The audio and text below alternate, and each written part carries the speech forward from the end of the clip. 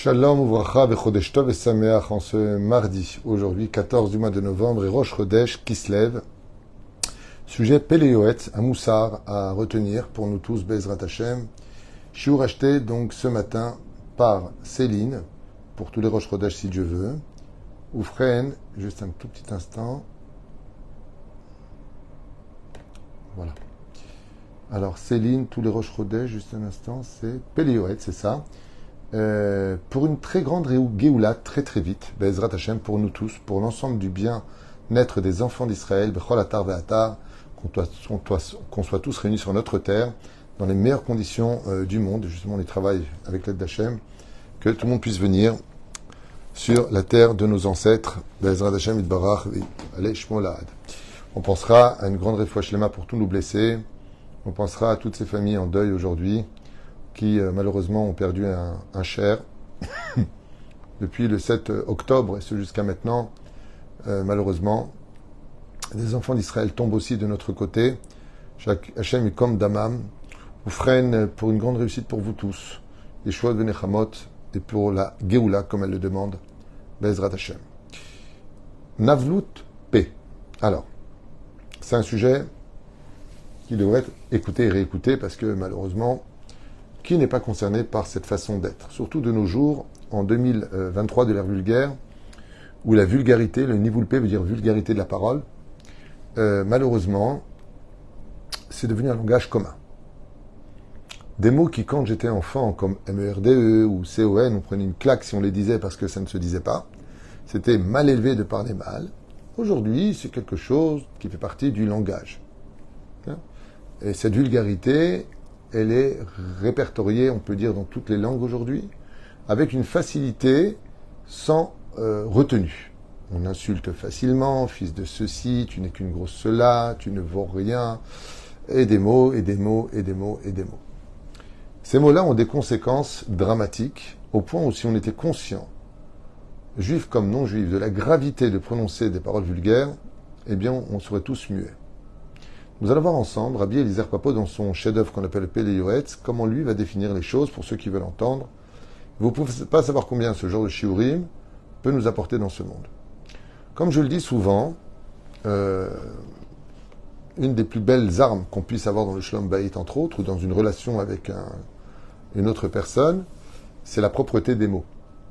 La propreté des mots. Moi-même, d'ailleurs, aujourd'hui, on peut dire que sur les réseaux sociaux, je me fais violemment insulter.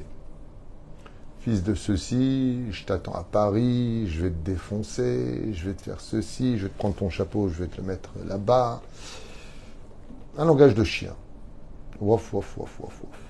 Que de la vulgarité qui n'exprime que le niveau mental de ceux qui parlent. Donc automatiquement, on est face à quelque chose de tellement bas que je ne m'y intéresse à la limite même pas. Pourquoi? Parce que de répondre vulgairement à quelqu'un de vulgaire, c'est descendre à son niveau.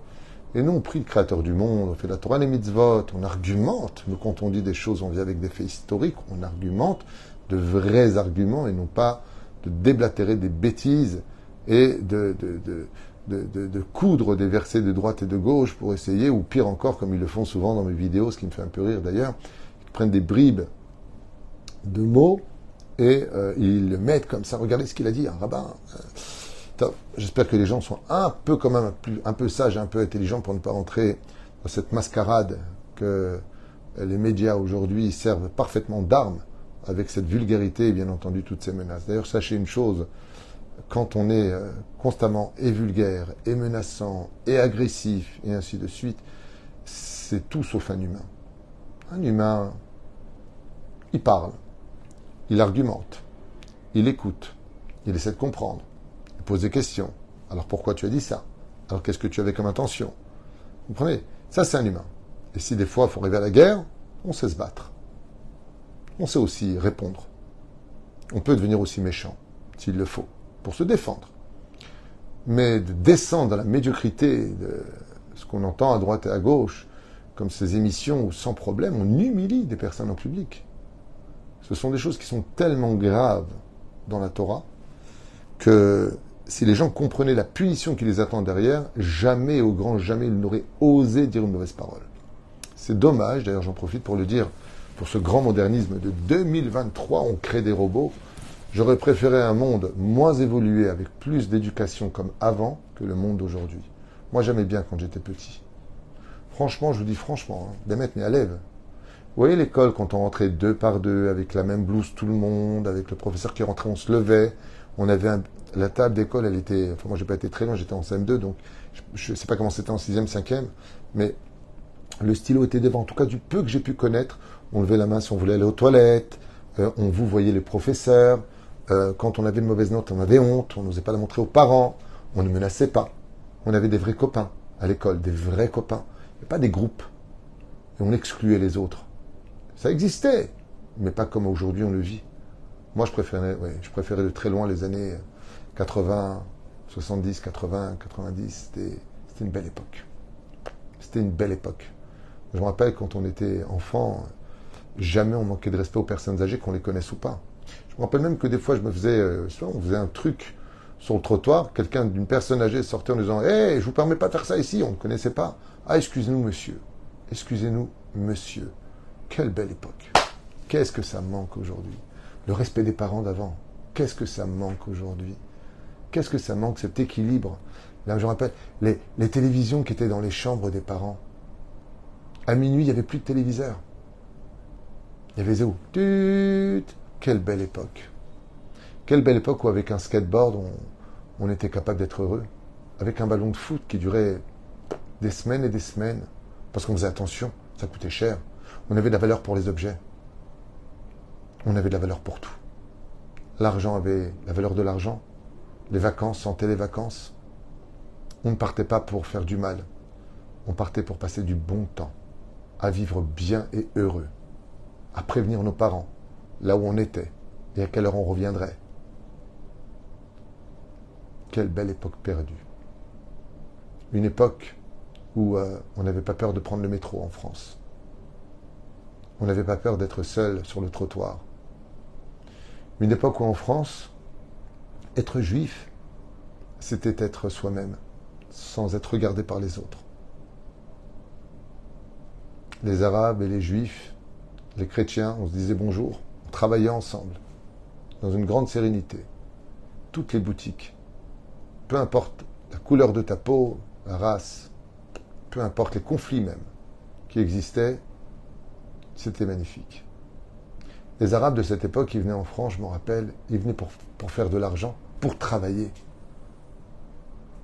Ils venaient pour travailler. Moi, j'ai connu beaucoup de musulmans avec qui nous travaillons. Et je leur disais, pourquoi ils ne vivent pas aussi dans le nouveau quartier qu'ils ont fait? Ils me disaient, non, moi, je veux une éducation pour mes enfants. Je veux qu'ils apprennent un métier, je veux qu'ils grandissent, je veux. Eux-mêmes lui disaient. C'était une belle époque. Aujourd'hui, nous vivons une époque douloureuse, compliquée, mais surtout mensongère et particulièrement vulgaire. On voit même dans les émissions des gens qui sont tout de suite prêts à intervenir avec les mains. Tout de suite. À faire taire l'autre par la menace. On est dans un monde de fous. De manipulation médiatique. Que Dieu nous protège. Bon Iriksat. Comment la Torah elle-même voit les choses, comprend les choses. Je finirai juste avec une chose qui me monte à l'esprit. Je me souviens parfaitement que quand on avait des fréquentations et que les parents entendaient le copain parler mal, ils appelaient leur enfant, ils disaient « Tu ne fréquentes pas lui. Il parle mal. Vous savez comment il parle? Ça va pas, non? Tu ne le fréquentes pas. » Le problème et le drame de cette génération, c'est que ce sont les parents, eux, qui parlent mal. Vous comprenez ce qui se passe? Comment vous voulez que les enfants grandissent normalement aujourd'hui? Navlut Ape Yadoua Chomer Shebo Amrou Chazal dans Masechet Shabbat à la page 33 Amoud Aleph. Chez Kol Amenabel et Piv, tout celui qui a de la vulgarité dans la bouche, des gros mots dans la bouche, Afilu Nechtam Alav Gzardin Shel Shivim Shana Letova, même si dans le ciel, on lui avait prévu 70 années de bonheur, de mazal, de joie, mais par Alav Lera'a.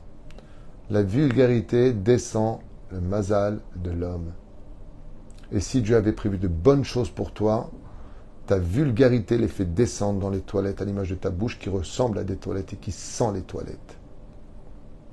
Barminan, que Dieu nous protège de la vulgarité. Urtiv, Alken, comme c'est marqué dans le prophète Isaïe, Alken, Al Bahurav, lo ismach Hashem, vet almenotav, lo yerachem. La vulgarité peut aller si loin que Al Bahurav, dans la jeunesse, lo ismach Hashem, Dieu n'aura pas de joie avec lui, vet almenotav, lo yerachem, et sur les veuves, Dieu n'aura pas de pitié, à cause de la vulgarité. Qui chol pedover nevala, car leur bouche est remplie d'ignominie, ce qu'on appelle la vulgarité. Et il faut savoir une chose, c'est que s'il y a une chose au monde que Dieu déteste, s'il y a des gens que Dieu déteste, il y a des gens que Dieu, mamash, loevotam. Qui sont-ils? Ceux qui ne savent parler que comme des animaux. Fils de machin, tu es qu'une machin, tu vois ce que je vais te faire, je vais te prendre comme ça. Animaux. Wof, wof, wof. Shema mikin lo gehinam.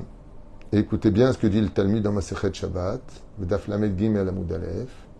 Chaque vulgarité qui sort de ta bouche, l'ange du Gehinam creuse encore plus ton Gehinam.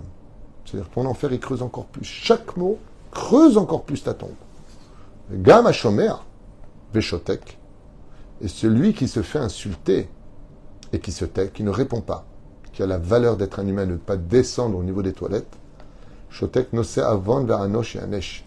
Dirtiv ze Hashem.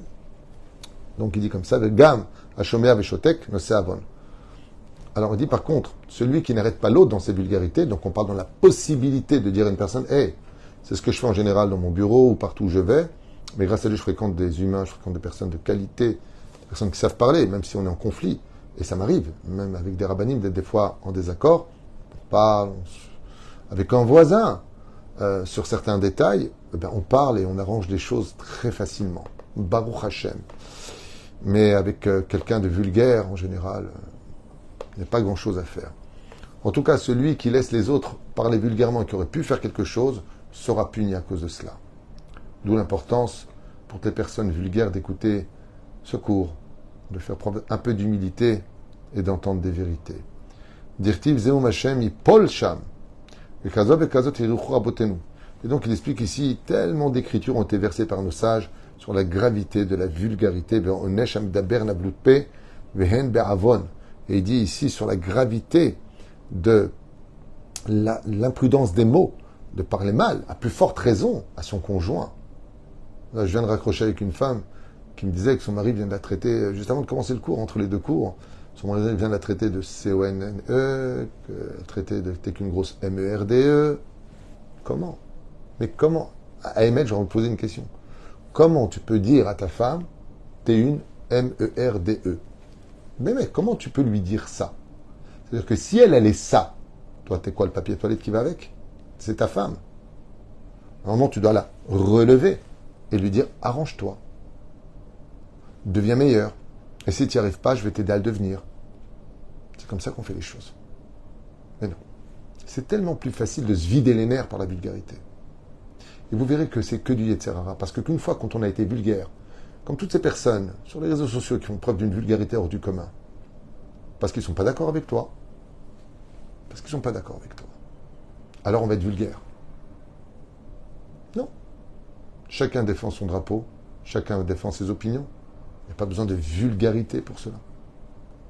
Pourquoi est-ce que je changeais les choses? Si toi, tu avais été juif en Israël et que tu aurais vécu ce que j'ai vécu ici, que tu vois ce que moi je vois, ok? Tu serais d'accord avec moi? Toi, tu vois les choses dans ta vision des choses. Est-ce que ça te donne le droit de m'insulter pour autant? Non. Parce que si tu avais été juif, vous savez, il s'est passé une chose ici en Israël, j'aimerais vous raconter, très sympathique. Il y a un arabe qui avait vécu donc dans un village ici, et il lançait des pierres sur les voitures. Et un jour, en pleine dispute, comme ça, alors qu'il était déjà beaucoup plus grand, son mari, avec qui elle était mariée, donc, un arabe dit palestinien, lui dit, de toute façon, une juive, ça reste une juive. Et là, l'enfant dit, quoi, une juive, ça reste une juive? Tu parles à maman? Maman, t'es juive? Et elle lui dit, oui, je suis juive. Je me suis marié avec lui, et patati patata. Alors, quand il a entendu qu'il était juif, parce que la mère est juive, donc chez nous, il est juif, il est parti à Jérusalem. Il s'est renseigné sur le judaïsme. Et aujourd'hui, c'est lui qui prend des pierres sur ses voitures. Alors, il rigole parce que quand il raconte les choses, il a fait un journal télévisé à 20 heures. Il disait, quand j'étais jeune, c'est moi qui lançais les pierres, aujourd'hui, c'est moi qui les prends. Alors, il y en a qui lancent des pierres, il y en a qui les reçoivent. Quand tu es né quelque part, quand tu viens de quelque part, quand tu comprends les choses de quelque part, que tu restes sur tes opinions, même quitte à bugger, sans même essayer de comprendre vraiment de façon objective la situation. Ok. Mais pourquoi toute cette violence verbale? Pourquoi? Pourquoi toute cette violence verbale? Reste encore un peu humain. Tu as le droit de ne pas être d'accord avec ce que je dis. Tu as le droit de défendre tes opinions. Tu as le droit de dire j'ai des arguments. Tu as le droit de dire je ne partage pas votre opinion, même si vous avez ces arguments. Mais pourquoi manquer de respect? Parce que moi, j'ai manqué de respect à qui que ce soit. Est-ce que j'ai insulté qui que ce soit? Est-ce que j'ai parlé une fois un mot vulgaire sur les 6000 cours qui sont sur les réseaux sociaux? Est-ce qu'une personne peut dire une fois qu'il m'a entendu dire un mot vulgaire? Non. Non. Chacun son drapeau, chacun sa patrie, chacun ses opinions. Pense ce que tu veux. Dis ce que tu veux. Ça, moi, j'aimerais vous dire une parenthèse qui me tient à cœur. Je suis dans un cours de Moussard, je voudrais rester dedans, mais une parenthèse. Vous savez, ce qui me fait le plus de peine dans ces manifestations antisémites en France, c'est les cris que j'entends. Qu'ils soient très nombreux en train de sortir, je ne veux pas demander à des Arabes musulmans de crier « Vive les Juifs ». Ce serait utopique dans cette génération, dans ce système médiatique. Et vous savez ce qui me fait le plus de peine? Arrêtez les bombardements. Voilà ce qu'on entend. Cessez le feu. C'est ce qu'on entend. Nachon, vous êtes d'accord? Moi, je suis d'accord. Bibi Netanyahu est d'accord. Le gouvernement est d'accord. Mais à une condition. Libérez les otages. Vous vous inquiétez pour ceux qui vous appartiennent. Nous, on s'inquiète pour ce qui nous appartient. On a 33 ou 34 bébés dans leurs mains. Rendez-les-nous. Et on arrête. Donc, quand on est quelqu'un d'intelligent, au lieu d'aboyer « cessez le feu », au lieu de crier, d'insulter, « arrêtez, assassin », manifester en disant « Hamas, vous êtes en train de tuer une civilisation, vous êtes en train de tuer le dit peuple palestinien, libérez les otages ». Vous n'en avez rien à faire de nos otages. On les voit ni en photo sur les informations, et encore moins dans vos bouches. Pire encore, quand on met des photos de nos otages, vous passez derrière les arrachés. Alors nous, on a besoin de récupérer nos otages. Ce sont des juifs. Et un juif n'abandonne pas un autre juif. Alors comme ils ne veulent pas les libérer, on va les chercher. Mais comme tout est piégé et qu'on lui tire dessus toutes les 2 secondes, en se servant de la population civile, renseignez-vous s'il vous plaît, avant de m'insulter ou de m'incendier. Eh bien, on est obligé de récupérer nos otages. Vous voyez, s'ils nous les rendent, on arrête. Donc si vous voulez faire des manifestations qui soient constructives, sortez tous manifester que le Hamas rende les otages en Israël afin que cessent les bombardements. Bravo! Hazak ou Baruch. Un peu d'intelligence. C'est tellement plus simple quand on veut de l'efficacité au lieu de déployer sa haine dans la vulgarité. Tellement plus simple de libérer nos otages, des bébés, des femmes, des vieillards qui ont besoin de médicaments. Personne ne s'en inquiète. Personne ne s'en inquiète. On crée des corridors pour les laisser passer. Et encore hier et avant-hier, les gens du Hamas tirent sur les soldats et les civils. Comme hier, ils ont bombardé du nord la ville de Akko. Qu'est-ce que j'ai rigolé? Ils envoient des missiles sur la ville de Akko. Alors la ville de Akko, que vous sachiez, qui est dans le nord d'Israël, est une très belle ville d'ailleurs, historique, qui a 50% d'Arabes et 50% de Juifs. Vous croyez que le missile, il va faire la différence? Ça démontre bien que si je peux tuer un Juif, même si je tue 2 Arabes, ça me convient très bien. Alors qu'on ne vient pas pleurer la peine ou la cause d'un peuple dont personne n'en a absolument rien à faire. Sauf nous. Nous, on veille sur eux, sur leur bonheur. On leur donne du travail, on leur vire de l'argent. Nous, on s'occupe d'eux. Demandez aux Palestiniens eux-mêmes, ceux qui ont le droit de parler sans se faire égorger parce qu'ils ont osé dire un mot. Demandez-le leur. Demandez-le leur. Vous savez ce qui se passe? Vous savez ce qui se passe, chers amis? Si un Palestinien demande la paix avec Israël, si un Palestinien dit mais moi je reprends le travail avec Israël, s'il dit je ne suis pas d'accord avec le Hamas ou le Fatah, il est abattu. J'ai des vidéos ici, j'ai même demandé à Lionel de les mettre, mais il m'a dit on n'a pas le droit. C'est des vidéos où on voit des Palestiniens se prendre une balle dans la tête par le Hamas. Pas un, et pas deux, et pas trois, et pas quatre, et pas cinq. Blissoff. Ils n'ont pas le droit.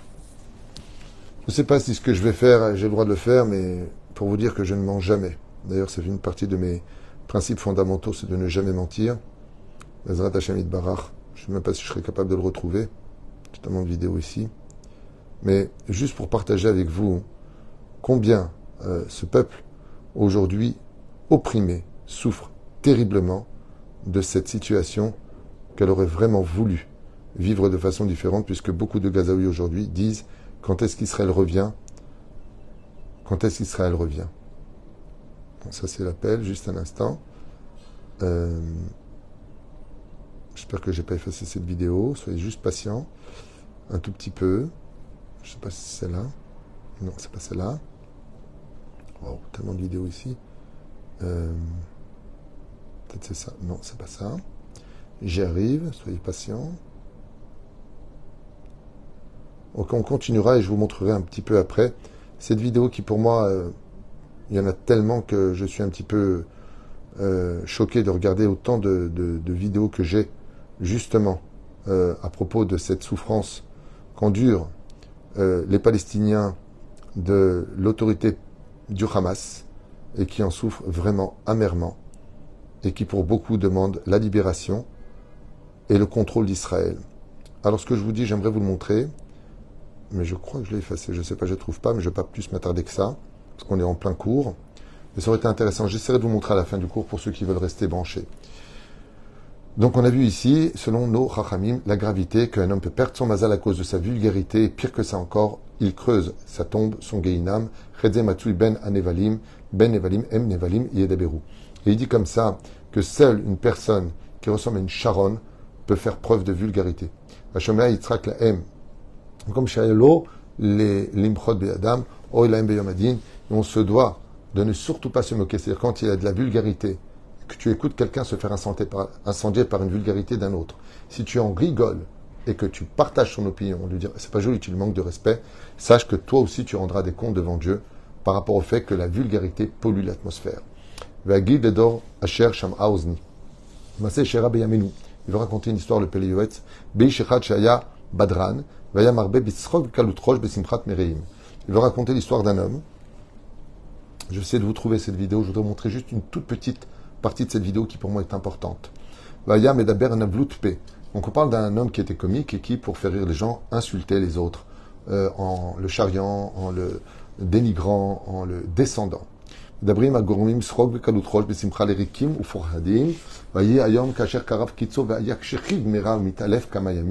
Alors que cet homme-là un jour est tombé malade au point de s'en évanouir.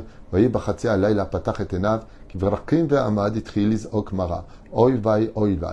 a vu devant lui, dans son sommeil et sa maladie, et s'il a crié malheur à moi, malheur à moi. Ma ba alay. Qu'est-ce qui vient sur lui? Donc, il a vu de ses propres yeux les démons qu'il créait par chacune de ces mauvaises paroles qui sortaient de sa... Des démons étaient autour de lui. Il a posé la question, mais d'où venez-vous? Pourquoi vous êtes autour de moi, tremblant de peur? Et ils ont répondu, nous avons été créés par ta vulgarité. Et il s'est mis à hurler en pleurant, en demandant pardon de toutes les moqueries et de toute la vulgarité dont il avait fait preuve sur le dos des autres. En général, la vulgarité, c'est souvent dans la Torah, c'est souvent l'arme des lâches, comme vous le savez. Un lâche, en général, quand il n'a pas d'argument, quand il ne sait pas quoi dire, quand il ne sait pas comment se défendre, il fait preuve très souvent d'une très grave vulgarité. Oufren, Zé Amatzav, chez la Davarazé, d'où l'importance, Bezrat Hashem, pour nous, de chacun de nous, de bien contrôler son système nerveux pour éviter, Chas Bechadila Bechas, de tomber dans ce désarroi de cette vulgarité nauséabonde qui, malheureusement, nous enterre, qui, malheureusement... ça, c'est aussi une vidéo qui a été faite pour les victimes donc, de Gaza. Voilà, je ne sais pas si vous connaissez cette vidéo, elle est très significative. Je vous la montre, juste un instant. Voilà. Ce sont donc des bébés qui sont maquillés par une maquilleuse sur Gaza pour prendre des photos, les mettre sur les réseaux sociaux et les montrer sur les informations. Voilà, elle a été filmée, vous voyez. Voilà. Là, elle est en train de les maquiller à Gaza. Maquiller des bébés. On ne sait même pas où ils sont, on ne sait même pas de qui on parle. Ça, c'est une photo qui est très sympathique. C'est carrément du comique à la limite, ce qu'on est en train de voir. Juste un tout petit instant, il y a tellement de vidéos. Il faudrait que je fasse un peu le nettoyage ici. Voilà. Alors, cette photo-là que vous voyez, j'aimerais vous la montrer. Vous voyez, c'est les photos qu'on met sur les réseaux sociaux. Le problème, c'est que si vous regardez bien, vous avez certainement vu cette photo. Vous voyez cet enfant qui sort des décombres. Ce sont 3 hommes différents, 3 époques différentes. Le problème, c'est que c'est exactement le même enfant. Vous voyez, c'est le même enfant. Vous pouvez le retrouver sur les réseaux sociaux. Voilà. C'est le même enfant qu'on maquille, Voilà. Et ça, c'est mis sur les réseaux sociaux. Donc, ce sont 3 choses tout à fait différentes que l'on met constamment sur les réseaux sociaux pour montrer la situation très maquillée, très déguisée, malheureusement, pour attisser la haine, l'injustice subie de ce peuple. Voilà comment les choses sont dites. De toute façon, je ne sais pas si j'aurai le droit de vous montrer cette vidéo. Elle a été censurée sur les réseaux sociaux, je crois. C'est pour ça que j'ai pris la vidéo et je l'ai mise avant. Ok, je la retrouve pas, j'en ai beaucoup, donc je ne sais pas où elle est. J'ai beaucoup de vidéos ici. J'espère que je vais la retrouver. Attendez un instant, non, c'est pas ça. Ok, je ne vais pas vous retenir plus longtemps. Quoique, attendez encore un tout petit instant. Ah, cette vidéo-là, c'est ce qu'on a retrouvé dans les tunnels. Voilà. Cette vidéo-là, c'est ce qu'on a retrouvé dans les tunnels. Des millions d'armes, de grenades, de missiles. Voilà. Où va l'argent de ce qu'envoie Israël, l'Europe, les pays arabes? Chaque tunnel est rempli d'armes. C'est impressionnant. De Kalachnikov, de bazooka, il y a tout. Il y a tout pour tuer. Ok. Et ainsi donc. Ok, si je la retrouve, j'en ferai un chiour, je vous montrerai, parce que c'est un peu long. Et Shuot Venechamot, Odaraba Céline d'avoir resté ce chiour, pour lequel je souhaite de tout mon cœur que Bezrat Hashem nous fasse une grande teshuva sur le domaine de la vulgarité qui nous tue chaque jour et qui malheureusement nous éloigne et de Dieu et des hommes. Et Shuot Venechamot, Ahava Ve'arva, Shalom Ve'reut, Kol Tov.